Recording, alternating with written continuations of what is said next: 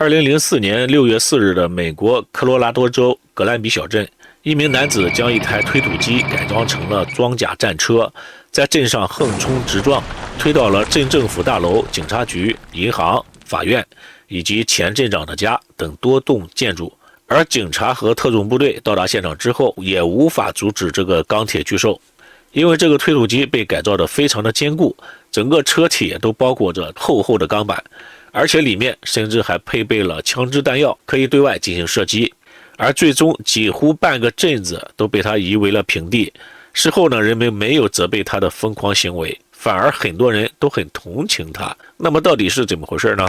大家好，我是海岩，今天我们就来说一下格兰比小镇推土机事件。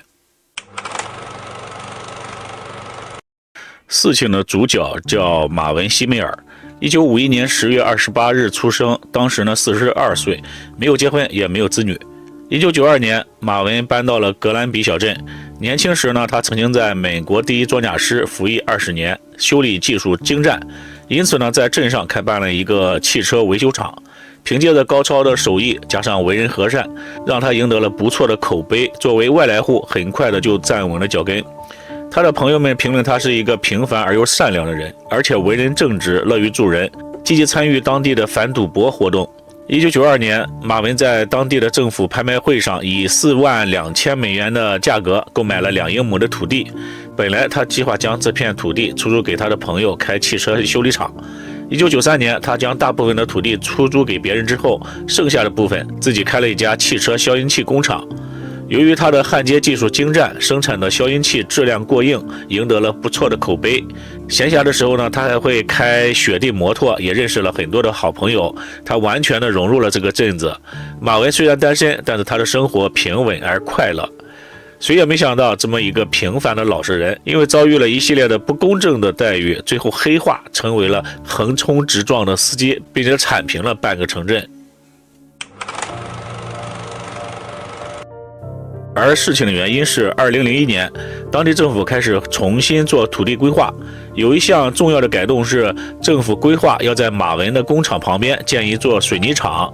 众所周知，水泥厂对周围的环境影响是很大的，而且水泥厂紧挨着马文的工厂，对他的工厂影响是最大的。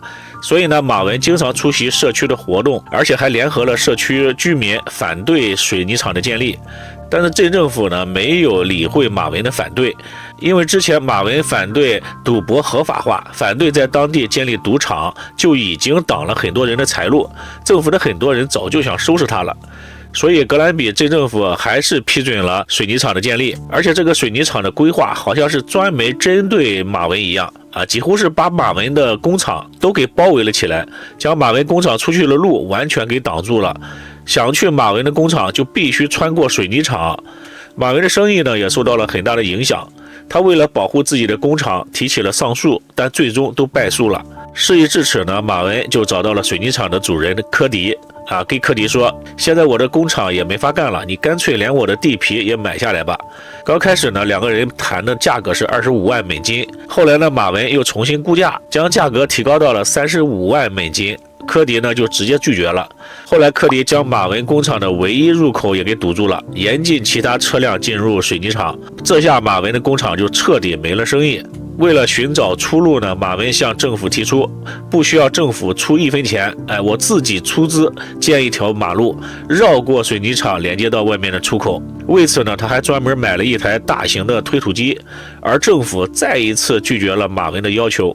马文没有放弃，他继续号召民众联合环境保卫者反对水泥厂，继续上诉，继续折腾。但是呢，政府不光不给解决问题，还给马文开了罚单，理由是马文的工厂的排污管道没有连接到政府的公共排污主管道，造成了环境污染。但这件事是历史遗留问题，马文刚买下这个土地不久，政府就要求他将排污管道连接到政府的公共排污管道，而政府当时提出的方案就是管道由政府来施工，但是马文需要支付$8万的费用这就太夸张了。因为马文购买了这片土地以及建厂，总共才花了$42,000，而从马文的工厂到政府的公共管道总共只有18米。马文觉得太贵了，这不是抢钱吗？是吧？于是他提出自己雇人建造连接这18米的管道，但问题是这18米的管道当中呢，有2.4米需要通过水泥厂的地下，那里是不属于马文的，而政府和水泥厂的老板也都拒绝了马文的请求。这件事呢，后来就不了了之了。现在政府又想起了这件事，并以造成环境污染为由，给马文开了$2500的罚单。马文觉得政府这是在针对自己，但是罚单晚交一天就会多出$100的滞纳金。马文最后还是开了支票，但是他心里非常的愤怒，于是呢，在支票的备注的位置写上了懦夫和骗子。结果镇政府又以金额不对把支票退回来了。马文呢也多次找到镇政府，想给自己的工厂留条活路，可结果却让他大失所望。镇上非但没有任何的表示，反而吊销了马文工厂的营业执照。2008年11月，马文的工厂被法院勒令停业，直到整改好排污管道为止。这个时期，马文的父亲不幸去世，自己的未婚妻呢也离他而去。这对马文来说呢，又是一次沉重的打击。马文宣布关闭工厂，将几乎所有的库存都低价出售。他将自己大部分的土地和镇子里的房产都卖给了别人，但那台日本产的推土机怎么也卖不出去。他认为这是上帝的信号，他必须开始自己的使命。他要复仇，让那些玩弄权力、践踏他尊严的人付出代价。他计划要将这台推土机改装成装甲战车。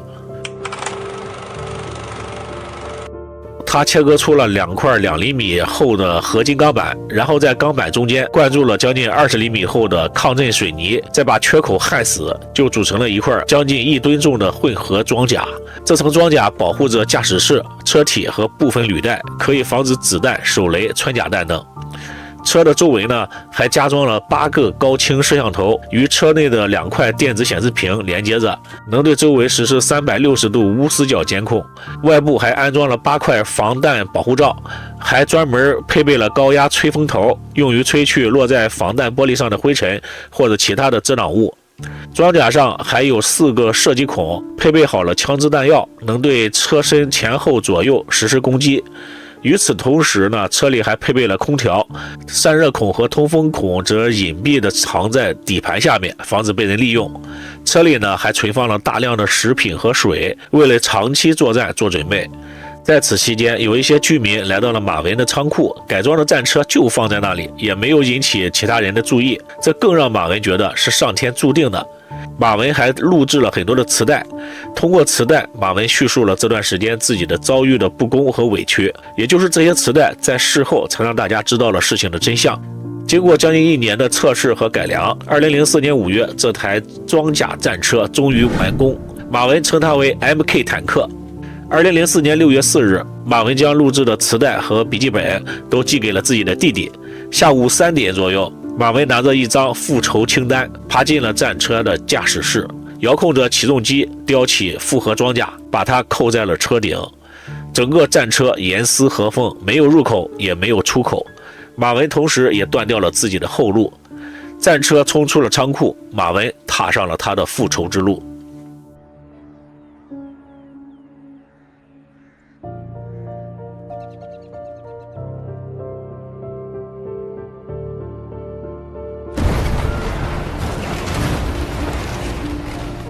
马文的第一个目标就是断他财路的水泥厂。水泥厂老板科迪用尽了所有的办法，警察赶到之后也没法阻止 MK 坦克。手枪的子弹打在装甲上，就像挠痒痒。水泥厂老板只能眼睁睁地看着自己的厂房一个一个的被推倒。25分钟之后，水泥厂被夷为平地。从水泥厂出来之后，马文还去了水泥厂老板开的其他公司接着马文还推倒了一家报社，因为他认为这家报社曾经抹黑他。然后马文又推倒了前镇长的家、法院、警察局、市政厅、图书馆、银行等名单上的地址，马文全部都给推倒。在此期间呢，警察也试图阻止 MK 坦克，有人尝试往履带里放铁棍，还用各种枪械向 MK 坦克开枪，但都没有任何的效果。有一名勇敢的警察爬上了战车的车顶，想找到入口，从内部阻止这个大家伙。但是呢 ，MK 坦克的装甲严丝合缝，根本就没有入口。警察将警车排成一排作为路障，也被轻松地碾过。有一个勇士还开着重型机械想阻挡住马文，但是看到气势汹汹的 MK 坦克之后，他就怂了，最后被推开。Heemeyer speeds ahead, aiming directly for the blockage. Realizing his intentions, the loader attempts to flee, but the armored dozer gives chase. Ramming the tractor off its path, it steams ahead to its next target. 警察对 MK 坦克总共打出了200多发的子弹，3次外部爆破，战车的车架没有一点受损，连一个摄像头都没有损坏。警察只能跟着慢跑，指挥疏散人群。很快，这个事件就升级成为了州级事件。据说州长也曾经考虑使用配备地狱火导弹的阿帕奇攻击直升机，或配备标枪反坦克导弹的火力小组来摧毁推土机，但是最终决定不这么做，因为如果用导弹来袭击格兰比市中心所造成的损害太大了，比推土机本身造成的损坏更大，所以呢就没有使用。就在州长办公室里商量怎么让这个推土机停下来的时候，马文的 MK 坦克出现了状况。当时他正在铲平一家五金店，散热出现了问题，使得动力有所下降。由于整个车体的重量太大了，履带呢就陷入了地下，卡住了，动弹不得。这时警察围了过来，紧接着有人听到了驾驶室内一声沉闷的枪响，马文在车内自杀。但是呢，他的复仇已经完成了。事后，由于装甲太过坚固，警察用了3次爆破和切割，用时12个小时才打开了外部的装甲。这时的马文已经没有了生命体征，脚边放着一把手枪。这次事件总共持续了2小时7分钟，摧毁了13栋建筑和数十辆汽车，造成700万美元的损失。随后，马文的弟弟曝光了之前马文录的磁带，让人们知道了事情的来龙去脉。人们都很同情马文的遭遇，觉得这次事件是官商勾结所造成的。马文是被逼得无路可走了，才做出了这么疯狂的事情。而且整个事件，马文没有伤害任何一个人。马文在人们的心中是一个悲情英雄的形象。有人提出要将马文改造的这个推土机作为纪念，但是当地政府担心有人去模仿他。这台装甲推土机在2005年4月19日被拆成了碎片，送往不同的炼钢厂进行销毁。虽然马文的推土机已经被销毁了，但马文的故事已经传播到了全世界。他的推土机在美国人的心中成为了个人对抗官方腐败的一个象征。Hey, I hope you all have a great time, a good life. I've had a great life. We'll see you later.